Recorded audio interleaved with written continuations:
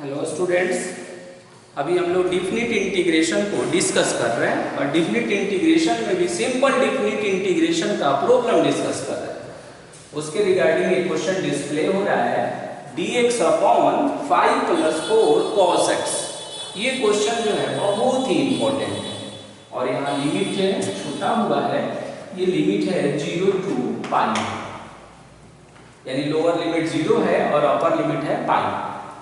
ये जो देख रहे हैं ना, जहां पर आप cos x देख रहे हैं, इस cos x के जगह पर sin x भी आ सकता है और यहाँ हमेशा कोई कांस्टेंट का फॉर्म रहता है, वहां cos रहेगा या sin रहेगा।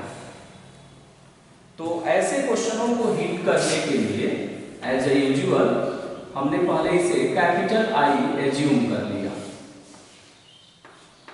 0 to पाई है और dx अपॉन 5 +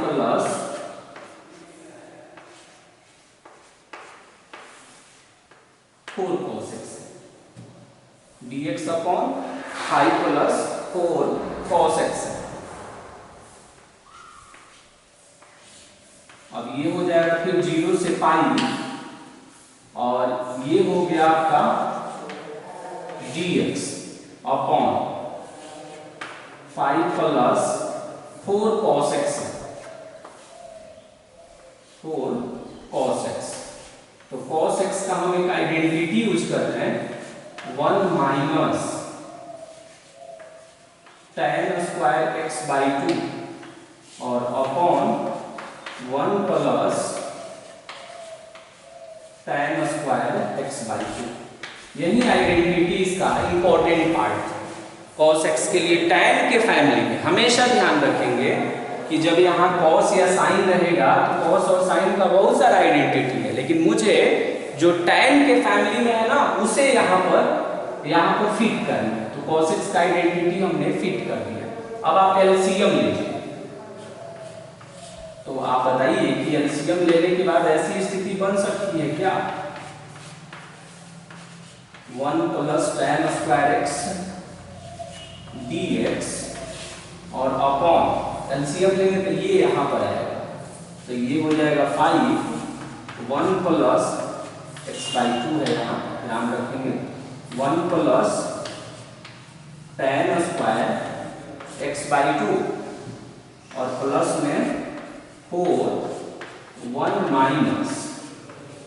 tan स्क्वायर और x/2।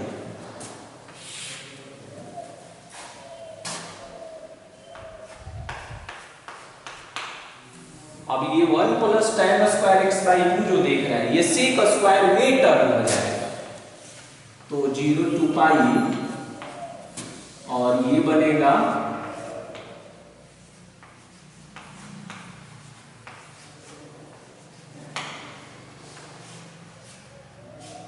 sec square x/2।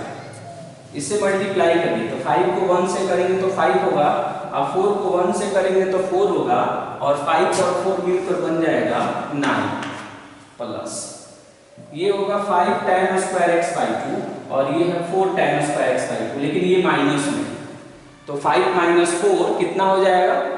1 हो जाएगा। तो ये आएगा tan स्क्वायर x/2। अब हम क्या करेंगे? लेट करेंगे, यहां से लेट।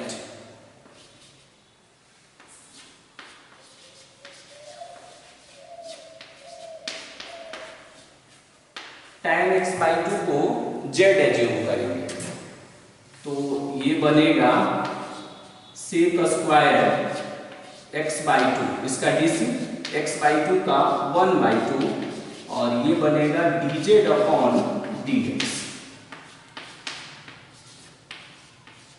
अब ये sec स्क्वायर x/2 dx का value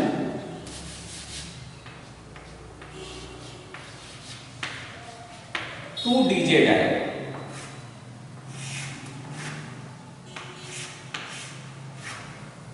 sec square x/2 dx का वैल्यू कितना आएगा? 2 dz आएगा। अब ये जो 2 dz आप देख रहे हैं यहाँ पर 2 dz, तो यहाँ से अब हम इसको लिमिट भी कन्वर्ट कर लेते हैं, क्योंकि जब हमने एजम्पशन किया तो लिमिट को भी कन्वर्ट करना होगा।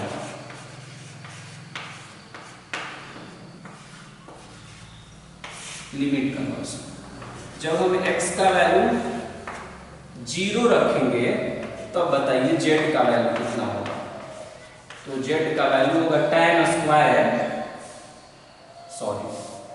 tan 0/2 और ये 0 है। जब x का वैल्यू पाई रखेंगे तब बताइए कितना आएगा, z का वैल्यू आएगा tan π/2। x के जगह पर पाई रख दिया और tan 90 डिग्री अनडिफाइंड होता है और अनडिफाइंड के लिए हम ऐसा सिंबल यूज करते हैं। अब इससे क्या बेनिफिट हुआ, इससे इंटीग्रल कितना चेंज हो गया, तो ये हो गया 0 to इन्फिनिटी और sec स्क्वायर x/2 dx को एक साथ जो है हम लिख लेंगे 2 dz और अपॉन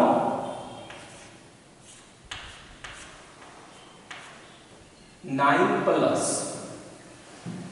और ये tan स्क्वायर x/2 है और tan x/2 को हमने z माना है तो 9 प्लस z स्क्वायर हो जाएगा। अब आप इसे बताइए कि आप ऐसे भी अरेंज कर सकते हैं क्या, 2 आउटसाइड में आ जाएगा 0 to इन्फिनिटी, ऐसा भी हो सकता है कि अपर लिमिट या लोअर लिमिट इन्फिनिटी आ जाए और ये हुआ dz upon 9 plus z square. तो ये लिख सकते हैं ऐसे z स्क्वायर और प्लस में 3 का स्क्वायर। अब इसका आइडेंटिटी आप यूज करिए, इसका आइडेंटिटी हम आपको बता दें कि ऐसे के इंटीग्रल फॉर्मूला पढ़ते थे आप, x square plus a square, तो ये होता था 1/a tan इनवर्स x/a। तो यहाँ हो जाएगा 2 और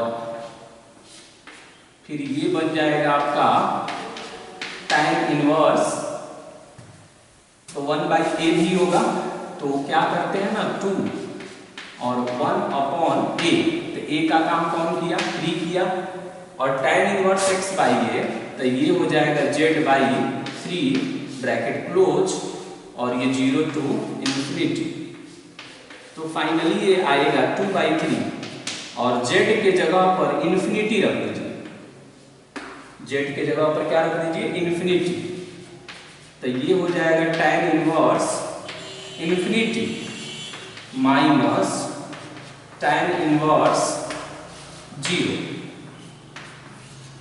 तो ये आएगा 2/3 और ये tan इनवर्स इन्फिनिटी है, तो tan इनवर्स इन्फिनिटी के लिए क्या करेंगे, इन्फिनिटी के लिए tan π/2 लिख देंगे और ये tan इनवर्स से tan डिलीट हो जाएगा, तो फाइनली कितना आएगा π/2, 0 के लिए tan 0 लिख देते हैं और फाइनली जब इसे सिंप्लीफाई करेंगे हम तो 2/3 और यहाँ से कितना होगा π/2 और फाइनल इस इंटीग्रल का आंसर जो है π/3 हमने ऑब्टेन किया। अब ये जो आप सोचते हैं कि tan इनवर्स इन्फिनिटी का वैल्यू π/2 कैसे हो जाता है, तो इसके लिए कुछ रिमार्क्स आप देख सकते हैं अगर आपको पहले से उसकी आइडिया नहीं है तो। If we have to find tan inverse infinity, तो इन्फिनिटी जो यहाँ है इस इन्फिनिटी के लिए हमने ऐसे लिख दिया tan इनवर्स और tan π/2। tan 90 डिग्री का वैल्यू अनडिफाइंड होता है और दोनों tan इनवर्स डिलीट होकर इनवर्स सर्कुलर फंक्शन के प्रॉपर्टी के अनुसार π/2 हो जाता है। लेकिन एक और इम्पोर्टेंट बात है इसमें कि जब हम यहाँ से π/2 लेते हैं तो क्या सिर्फ tan 90 डिग्री का वैल्यू ही अनडिफाइंड होता है क्या, कि और भी बहुत सारा एंगल है जिसकी वैल्यू अनडिफाइंड होता है, तो और भी बहुत सारा इनफाइनाइट ऐसा एंगल है जैसे tan 90 डिग्री अनडिफाइंड है, आप देखेंगे कि tan 270 डिग्री भी अनडिफाइंड है। तो क्वेश्चन है कि क्या यहाँ tan 270 डिग्री नहीं लिख सकते हैं, तो नहीं लिख सकते हैं, इसलिए ना कि इसका जो कंडीशन है तो वो कंडीशन में ये जो यहाँ जो देख रहे हैं जो π/2 जिसको हमने यहाँ इनक्लोज किया, ये -π/2 से +π/2 के बीच में होना चाहिए। ओपन इंटरवल में -π/2 से +π/2 कंडीशन होता है। इसीलिए हम tan 200 क्या कंडीशन मैंने बताया इसके लिए कंडीशन होता है, इनवर्स सर्कुलर फंक्शन का लेक्चर वीडियो में देखेंगे मेरा, इसका कंडीशन ऐसे लिखा हुआ होगा -π/2 से लेकर +π/2, यानी इसी के दायरे में मुझे खोजना है। इसीलिए जब इसके दायरे में खोजना है तो हम 270 डिग्री का चुनाव नहीं करते। ठीक वैसे ही जब हम tan इनवर्स 0 के पास आते हैं तो tan इनवर्स 0 है। अब 0 किसका वैल्यू होता है? तो tan इनवर्स, तो सबसे पहली जो वैल्यू आपको याद है वो है tan 0 का वैल्यू 0। अब देखिए tan इसमें इनवर्स है, ये विदाउट इनवर्स का है, दोनों डिलीट होकर सिर्फ 0 आ जाता है। अब सोचेंगे कि tan 180 डिग्री का वैल्यू भी 0 होता है, तो 180 डिग्री को क्यों नहीं सिलेक्ट किया गया? तो -π/2 से लेकर +π/2 के बीच में 180 नहीं आता है। 180 का मतलब है 180 डिग्री। तो आइए है -90 से +90, यानी ये कहता है ना कि उसका जो रिजल्ट है, उसका जो दायरा है, रेंज है, वो -90 से +90 के बीच में होना चाहिए। तो फिर हम 180 डिग्री को कैसे चुनेंगे?